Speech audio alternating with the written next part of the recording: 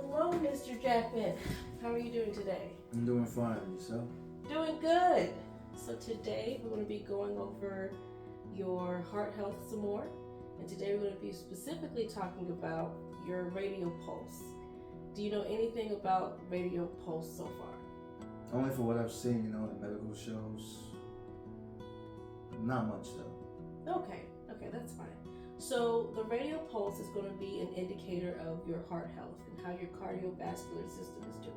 Mm-hmm. So it's going to be giving us some insight on your cardiovascular rhythm and your blood circulation. Okay? Does any of that make sense to you so far? Yes. I think you're saying it tells me how well my heart's functioning or working. Yes, it's a good indicator of how your heart's working and functioning.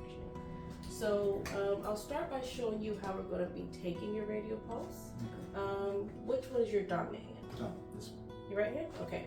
So we're going to use that hand and we're going to feel on your left hand. Your radial pulse is going to be aligned with your radial bone. So right here is going to be aligned with your thumb on this side, and we usually take it right here in this divot in your wrist. Okay. So I'm usually going to take 2 fingers. I'm going to take your pointer finger and your ring finger. Press into this divot here. We'll feel it out for your pulse. I can feel it right there. You do have a good and regular heartbeat. Okay. So I want you to take your dominant hand. I want you to wrap it around your wrist using those 2 fingers, and just see if you can find your pulse within that divot. I found it. I think I found it. Okay, very good. So your radial pulse is going to be measured in beats per minute. The way we're going to calculate that is we're going to count the beats, and a beat should feel like either a strong doop, doop, or doo-doo. So those is what we're going to be counting for 30 seconds. We're going to watch this clock up here. We're going to count how many you get for 30 seconds. And after that, we're going to take that number and multiply it by 2. That's going to give you the number of beats per minute. Does that make sense? Yeah. Okay. So I want you to try this right here. Okay. Wrap around here for your pulse. And whenever that hand gets on the 12, we'll start for 30 seconds and see how many you count, and we'll go from there. Okay. Okay? How many beats did you count? I believe it was, I'd say 38 beats. 38 beats. So after that, what are you going to do? So I would multiply that by 2, which I would say is 76 beats. So that would put my heart rate at 76 beats per minute. Yes, that's exactly right, which is good. The normal range that you want to have for your radial pulse should be between 60 to 100 beats per minute. Now, there are some things that could affect that.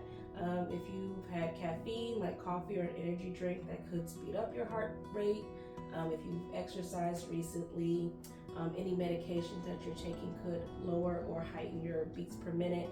Or just as you age, it could also lower, which is all perfectly normal. Does all of that make sense to you so far? Yes, you're saying that right now my heart rate is normal within the range of 60 to 100 beats per minute, and that anything could affect my overall heart health when it comes down to exercise, caffeine, coffee, and any form of medication that could be incorporated into my diet. Right? Yes, that's exactly right. So right now you are at 76 beats per minute, which is very normal, right in the middle range. If it's drastically different or outside of that range, and you have any accompanying symptoms such as nausea, you're feeling dizzy, you have any chest pains, those would be good indicators that you're having some arrhythmia or some low blood circulation, and we want to get you to the doctor to have that checked out. Okay, does that make sense? Yes. Okay, so out of everything that we went over today, can you just repeat back to me some of the major points you remember? When it comes down to having a good indicator of where my heart health lies, it would be good to use the radial artery to give an estimate and use that timing where I should place my hand around my wrist with my index and middle finger to get a count to see where it is. And we found out that my heart beat per 30 seconds is 38 beats per 38 or 30 seconds.